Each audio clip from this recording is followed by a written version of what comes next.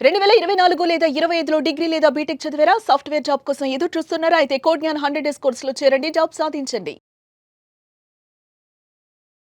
చాలా మందిలో నేను చూస్తూ ఉంటానండి. 2.5 ఎల్‌పీఏ, 3 ఎల్‌పీఏ ఒక సాలరీనా? అవునా? అని ఈవెన్ పేరెంట్స్ కూడా దాన్ని సమర్థించి మాట్లాడేటువంటి వాళ్ళు చాలా మంది ఉంటారు. ఇప్పుడు వాళ్ళ పెయిన్ నుంచి మాట్లాడటం వేరు, పిల్లలని మార్కెట్ని అర్థం చేసుకుని మాట్లాడటం వేరు. దీని మీద మీరేం చెప్తారు సార్ అసలు? చాలా మంచి క్వశ్చన్ అండి. నేను చాలా మంది పేరెంట్స్ తో మాట్లాడాను. పేరెంట్స్ మాక్సిమం అందరూ ఈ వీడియో చూస్తే గనక ఒక క్లారిటీ రావాలి వాళ్ళకి. అసలు ఫస్ట్ 2.5 3 ఎల్పీ అంటే 20 నుంచి 25 వేలు నెలకు వస్తాయి. దాంట్లో కట్టింగ్స్ అన్ని పోను హ్యాండ్కి 20 నుంచి 18 వేలు వస్తాయి. అది ఇంట్లో ఉండి మామూలు ఏదైనా వర్క్స్ చేసుకున్నా కూడా వస్తాయి కదా. వీళ్ళు ఇంతలాగా 4 సంవత్సరాలు చదివి కష్టపడ్డాక కూడా అదే శాలరీయా అన్న మైండ్ సెట్ లో ఉన్నారు. అంటే పేరెంట్స్ పాయింట్ లో మీరు చూస్తే మేము ఇంత కష్టపడ్డాం, మేము తినకుండా వాళ్ళకి ఫీజెస్ ఇవన్నీ పే చేసి వాళ్ళకి కావాల్సినవి అన్ని చూసి 4 years కష్టపడి చదివించాక మళ్ళీ మేమెంత సంపాదిస్తున్నాం అంతకన్నా తక్కువ వస్తున్నాయి జాయినింగ్ లో అన్న థాట్ ఉందండి. నేనేం చెప్తా అంటే మనం బయట మార్కెట్ కూడా చూసుకోవాలి. మార్కెట్ ఎలా ఉంది ఏంటి అన్నది. ప్రతిరోజు లే ఆఫ్స్ చూస్తున్నాము, అట్ ద సేమ్ టైం ఎంతలాగే ఎవాల్వ్ అవుతుంది అన్నది చూస్తున్నాం. మీరు సంపాదిస్తున్న దాంతో కంపేర్ చేసి 18,000 20,000 చేతికి వస్తాయని లెక్కేస్తున్నాను.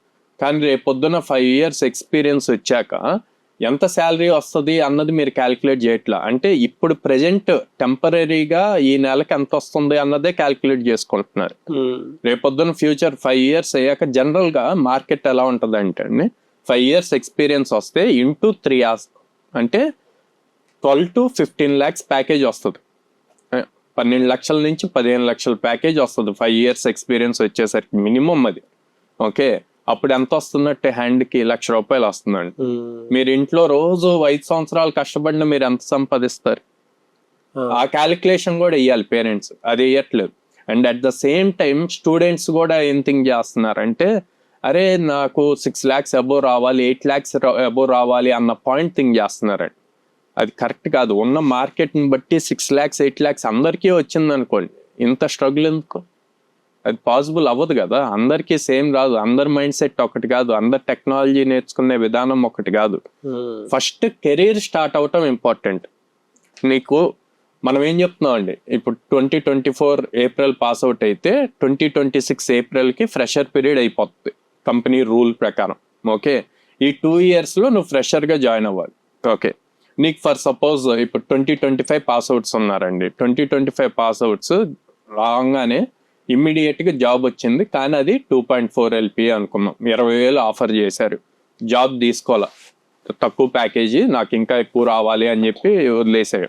ఓకే, 6 months అయింది, 1 year అయింది. 1 year తర్వాత 3.6 జాబ్ వచ్చింది, అంటే నెలకు 30,000 జాబ్ వచ్చింది. సంవత్సరం ముందు 20,000 జాబ్ వస్తే వద్దనుకున్నాడు. ఈ 1 year జాబ్ చేయాల, కోర్సులు నేర్చుకుంటున్నాడు. తర్వాత 30,000కి వచ్చింది జాబ్. జాయిన్ అయ్యారు. నేను డిఫరెన్స్ చెప్తున్నా ఎక్కడ ఎఫెక్ట్ అవుతుంది అన్నది. 30,000కి జాయిన్ అయ్యారు. 1 year టైం వేస్ట్ అయిందిగా. ఇక్కడ జాయిన్ అయింది ఫ్రెషరే. తర్వాత రేపొద్దున ఎక్స్పీరియన్స్ వచ్చాక 3-4 సంవత్సరాల తర్వాత నీ పాస్ అవుట్ ఇయర్ ఏమో 2025, నీ జాబ్ నువ్వు జాయిన్ అయిన ఇయర్ వచ్చేసి 2026. ఈ 1 year పీరియడ్ వల్ల నీకు 3 lakhs లాస్ అయిందిగా. మనం ఏం చేస్తున్నాం క్యాలిక్యులేషన్, 5 years ఎక్స్పీరియన్స్ ఉంటే ఇంటూ 3 జనరల్ క్యాలిక్యులేషన్. ఏ కంపెనీస్ అయినా ఆఫర్ చేసే శాలరీ ప్యాకేజెస్ అట్లా ఉంటాయి. 2.5 to 3 lakhs క్యాలిక్యులేట్ చేస్తారు. ఫస్ట్ ఇయర్ నువ్వు 1 year 3 lakhs పోయినట్టే కదా. అవును. నువ్వు అదే రోజు 20,000 వచ్చినా సరే ముందు నా కెరీర్ స్టార్ట్ అవ్వాలి అని చెప్పి స్టార్ట్ చేసినట్టయితే అక్కడ 20,000ది నువ్వు 5 yearsకి వచ్చేసరికి నీకు అక్కడ యాడ్ ఆన్ అయ్యిద్దిగా. ఇప్పుడు ఆ 1 year టైం పీరియడ్ వేస్ట్ అయినట్టేగా. ఆపర్చునిటీ పోయిందంటే టైం క్యాలిక్యులేషన్ తో పాటు మనీ క్యాలిక్యులేషన్స్ తో పాటు స్కిల్ క్యాలిక్యులేషన్స్ కూడా ఉన్నాయి. అంతే అండి. ఇప్పుడు టైం పోయింది తిరిగి రాదు. Time is equal to money అంటాం మనం. ప్రతి నిమిషం ఇంపార్టెంటే.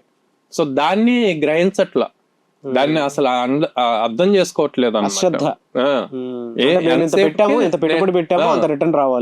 నేను బీటెక్ లో 12 లక్షలు 20 లక్షలు ఖర్చు పెట్టాను, నాకు ఇమీడియట్ గా 6 lakhs 10 lakhs ప్యాకేజెస్ రావాలి అన్న. ఓకే, రావాలి అనుకోండి, మీకు అంత స్కిల్ ఉందా?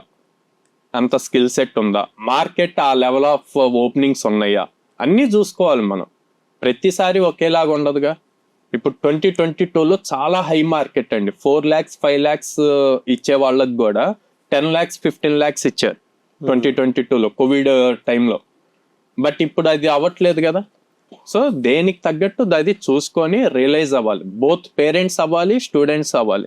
పేరెంట్స్ ఎంకరేజ్ చేయాలి, ఏమని, నాన్న త్వరగా జాబ్ తెచ్చుకోవాలి, ప్యాకేజ్ గురించి చూడొద్దు, ముందు కెరీర్ స్టార్ట్ అవ్వాలి, కెరీర్ స్టార్ట్ అయితే తర్వాత వస్తుంది. At the same time student mind set కూడా మారాలి, ఏమని, ముందు నా కెరీర్ స్టార్ట్ అవ్వాలి, డేస్ ఎక్కువ వేస్ట్ అవ్వకూడదని.